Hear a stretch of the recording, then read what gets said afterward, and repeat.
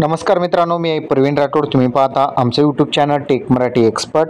तर मित्रांनो, नमो शेतकरी महासन्मान निधी योजनेबरोबरच पी एम किसान सन्मान निधी योजनेअंतर्गत शेतकऱ्यांना प्रतिवर्षी 6,000 रुपये असे एकूण 12,000 रुपये शेतकऱ्यांना दिलं जातं. आता जर तुम्हाला हे 12,000 रुपये जर मिळवायचे असेल तर तुम्हाला फक्त एकच काम करावं लागेल.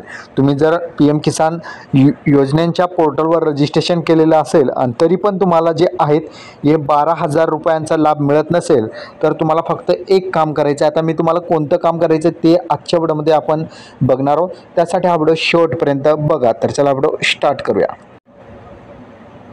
तर मित्रांनो, तुम्हाला सर्वात अगोदर गुगल क्रोममध्ये यायचं आहे आणि गुगल क्रोममध्ये या ठिकाणी तुम्हाला टाईप करायचं आहे आपण या ठिकाणी माय आधार लॉग इन असं या ठिकाणी टाईप करून सर्च या बटनावर क्लिक करायचे. ज्यावेळेस माय आधार लॉग इन सर्च या बटनावर क्लिक करसाल त्या तुमच्यासमोर एक पहिलीच वेबसाईट येईल. त्यावर फक्त तुम्हाला क्लिक करायचं आहे. यावर क्लिक केल्यानंतर तुम्हाला काय करायचं आहे सर्वात अगोदर बघून घ्या. या ठिकाणी एक लॉग इनचा ऑप्शन दिसत आहे. त्यावर क्लिक करून तुम्हाला लॉग इन करून घ्यायचं आहे.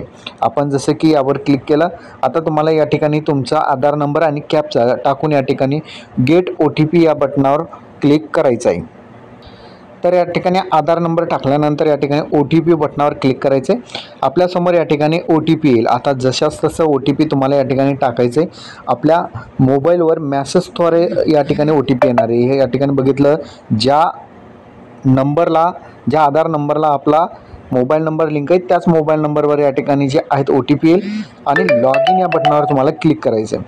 आता OTP टाकल्यानंतर आपण लॉग इन केल्यानंतर तुम्हाला जे आहेत खाली यायचं आहे, स्क्रॉल करायचं आहे, खाली स्क्रॉल करायचं आहे आणि या ठिकाणी बँक सीडिंग स्टेटस या ऑप्शनवर क्लिक करायचं आहे. आता या ऑप्शनवर क्लिक केल्यानंतर तुम्हाला तुमचं बँकचं या ठिकाणी संपूर्ण तपशील दाखवेल. कोणत्या बँकेअंतर्गत तुमचा आधार जे आहे लिंक आहे आणि त्याच बँक खात्यामध्ये तुम्हाला जे आहेत नमो शेतकरी महासन्मान निधी योजनेचा पैसे असेल किंवा PM किसान सन्मान निधी योजनेचे पैसे असतील, हे पैसे तुमच्या त्याच बँक खात्यामध्ये तुम्हाला जमा होणार आहे. जसे की या ठिकाणी जे आहेत Parbhani district central cooperative bank limited दाखवत आहे त्याच अकाउंटमध्ये या ठिकाणी पैसे जमा होतील. इतर कोणत्याही बँक खात्यामध्ये या ठिकाणी जमा होणार नाही. त्यामुळे तुम्हाला सर्वात अगोदर चेक करून घ्यायचं आहे की तुम्हाला तुमचे पैसे या ठिकाणी कोणत्या खात्यामध्ये जमा होणार. आधार नंबर जर लिंक नसेल तर तुम्हाला लिंक करून घ्यायचे. जवळच्या आधार सेंटरवर जाऊन तुम्ही लिंक करून घ्या. जवळच्या पोस्ट ऑफिसमध्ये सुद्धा तुम्हाला लिंक करून देतील. तर अशा प्रकारचा आजचा आपला महत्त्वपूर्ण अपडेट होता. अपडेट कसा वाटला नक्की कमेंटमध्ये सांगायचं विसरू नका.